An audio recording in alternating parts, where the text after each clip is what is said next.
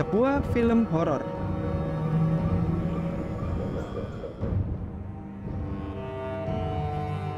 Waktu itu, aku tinggal bersama keluargaku di sebuah apartemen yang berada di pusat kota. Dan di apartemen tersebut, aku memilih kamar yang berada di lantai 2, sebab aku ingin suasana tenang saat sedang mengedit video. Namun di saat aku sedang fokus dalam mengedit video untuk film pertamaku, tiba-tiba saja ibuku menggedor pintu kamarku dengan sangat keras. Sebenarnya, aku berniat untuk mengabaikannya. Namun karena ibuku terus menggedor pintunya dengan semakin keras, aku pun lantas mengeraskan musik yang kuputar agar ketukannya tak terdengar lagi. Dan setelah suasananya kembali tenang, aku pun lantas tersenyum bahagia setelah melihat wajah ibuku yang berada di salah satu film horor yang aku garap. Alasannya adalah karena ekspresi yang ditunjukkan oleh ibuku terlihat sangat totalitas. Namun sayangnya, aku harus menunda kegiatanku sebentar, sebab aku mulai merasakan perutku yang tiba-tiba mulai keroncongan. Dan setelah aku mengambil beberapa makanan yang aku simpan di laci, aku pun langsung memakannya sembari menatap keluar jendela. Dan dari sudut pandang mataku, aku melihat segerombolan orang yang sedang berjalan menuju ke arah yang sama. Melihat itu, aku pun langsung memutuskan untuk segera mengisi persediaan makanan, sebab aku bukanlah tipe orang yang suka keluar kamar hanya untuk masalah sepele. Apakah yang sebenarnya terjadi?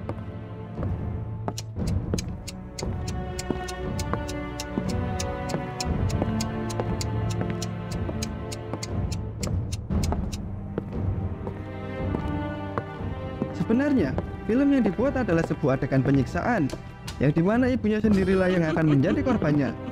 Dan segerombolan orang yang berada di luar, kemungkinan adalah komplotan yang disewa untuk menyiksa ibunya. Pengagum fanatik.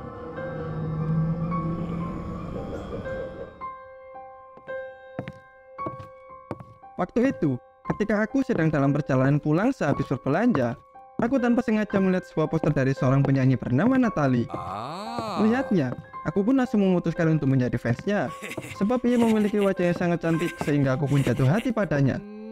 Bahkan, aku pun langsung menghabiskan seluruh gajiku hanya demi untuk mengoleksi seluruh album-albumnya, serta untuk membeli seluruh merchandise yang berkaitan dengan dirinya.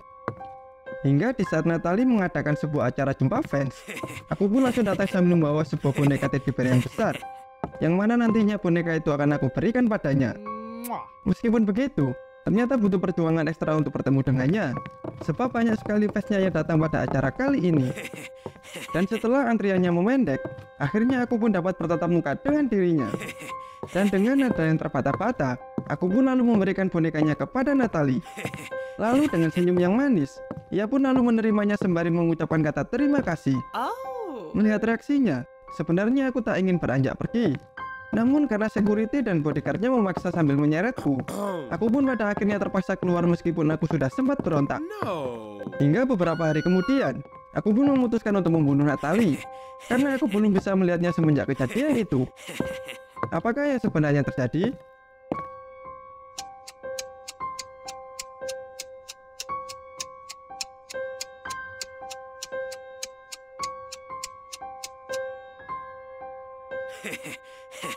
Sebenarnya, si aku berniat untuk nge-stalking idolanya tersebut dengan sebuah kamera yang telah ia pasang di bagian mata pada boneka beruangnya. Namun karena boneka yang ia beri sepertinya tak dibawa dan disimpan oleh idolanya, ia pun pada akhirnya memutuskan untuk membunuhnya karena kecewa. Bekal makan siang.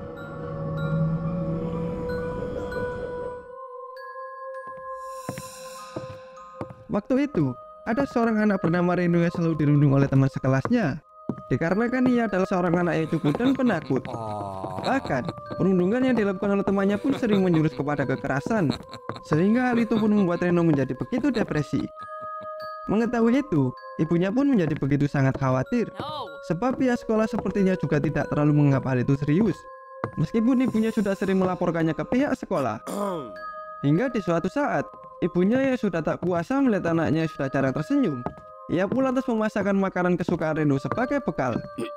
Dan meskipun hanya sekilas, ibunya pun pada akhirnya mendapati anaknya tersenyum tipis, sehingga hal itu membuat ibunya menjadi sangat terharu. Namun keesokan harinya, di saat jam makan siang telah tiba, ternyata Reno kembali dibully oleh teman-temannya. Bahkan bekal makan siangnya dibuat oleh ibunya pun juga direbut. Sehingga Reno pun hanya bisa pasrah sambil menahan rasa laparnya. Dan saat Reno sudah pulang dan duduk sambil menangis, ibunya yang melihatnya pun sontak terkejut, sehingga ia pun langsung menghampiri anaknya. Lalu, ibunya pun seraya berkata dengan mengelus rambut Reno dengan pelan, bahwa ia selalu berdoa untuk kebaikannya setiap hari, dan yakin kalau doanya suatu saat pasti akan terkabul. Mendengar itu, Reno yang merasa bahagia karena diperhatikan oleh ibunya, dirinya pun sesaat sempat melupakan fakta bahwa tadi siang ia telah dibully. Hingga keesokan paginya, di saat Reno sudah sampai di sekolah, ia pun begitu sangat terkejut setelah mengetahui bahwa ia sudah tidak dibully lagi. Sehingga ia pun seketika langsung menangis bahagia karena ternyata doa ibunya benar-benar terwujud. Apakah yang sebenarnya terjadi?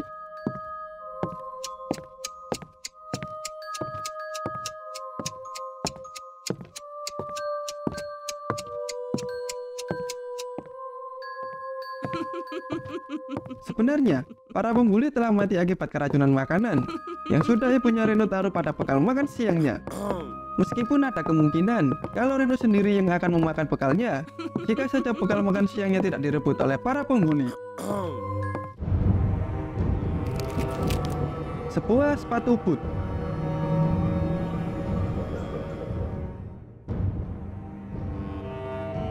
Waktu itu, pihak kepolisian sedang menangani sebuah kasus pembunuhan yang terjadi pada seorang gadis yang bernama Melissa, yang dimana mayatnya ditemukan tergeletak di sebelah ranjang tidurnya. Dan satu-satunya bukti yang didapat oleh pihak kepolisian adalah sebuah motif dari jejak telapak yang berasal dari sepatu boot yang sudah basah. Dan setelah melakukan beberapa penyelidikan, investigasi mereka pun berakhir di sebuah rumah yang tak jauh dari tempat kejadian, yang mana di rumah tersebut dihuni oleh kakak beradik yang bernama Bella dan Sheila, serta ibu mereka yang bernama Arina. Dan tanpa berniat untuk menjelaskan kepada penghuni rumah, pihak kepolisian pun langsung meminta izin untuk melakukan penggeledahan. Dalam penggeledahan tersebut, polisi pun menemukan obat antidepresi di kamar Arina. Mengetahui itu, Arina pun mulai mengaku kepada pihak kepolisian bahwa ia mulai mengkonsumsi obat itu akibat depresi semenjak ditinggal oleh suaminya. Lalu, pihak kepolisian pun langsung beralih menuju ke kamar Bella, yang dimana saat itu polisi mendapati Bella yang tengah tertidur dengan menggunakan selimut. Dan menurut pengakuan dari ibunya, ternyata Bella terkena demam semenjak beberapa hari terakhir. Lalu, pihak kepolisian pun kemudian mulai beralih lagi menuju ke kamar Sheila, yang dimana saat itu polisi mendapati Sheila yang tengah sibuk dengan komputernya. Sheila yang mengetahui bahwa ada polisi yang datang ke kamarnya, dirinya yang terkejut pun langsung segera memalingkan wajahnya. Melihat hal itu, pihak kepolisian pun langsung menatap perawakan Sheila dari atas sampai bawah. Dan di detik itu, polisi pun langsung menyuruh mereka semua untuk berkumpul di ruang tamu, sebab polisi sudah mengetahui tentang siapa yang menjadi tersangka. Menurut kalian, siapakah pelakunya?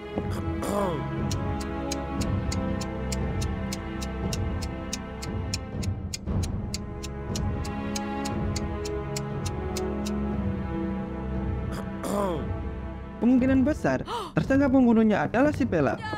Sebab di cerita, si Bella mengalami demam semenjak beberapa hari terakhir, yang berarti ia membunuh si korban saat cuaca sedang hujan. Sehingga itulah yang menyebabkan adanya sebuah jejak dari sepatu boot yang basah. Sedangkan untuk Sheila, kemungkinan ia sudah diancam oleh Bella, sehingga ia takut saat pihak kepolisian datang menuju ke kamarnya. Seekor kucing.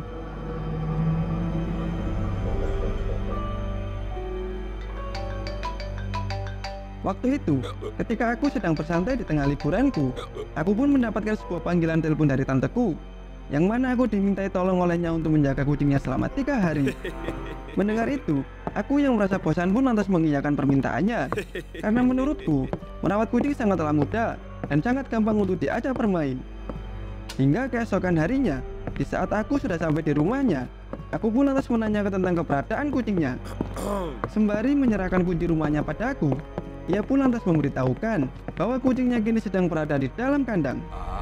Dan sebelum ia beranjak pergi, ia pun juga berpesan kepadaku bahwa aku boleh mengambil makanan apapun di dapur jika nanti aku sudah lapar. Di dalam rumah tanteku, aku benar-benar merasa nyaman, sebab di sini aku bisa internetan sepuasnya, bahkan bisa makan camilan apapun sesuka hatiku.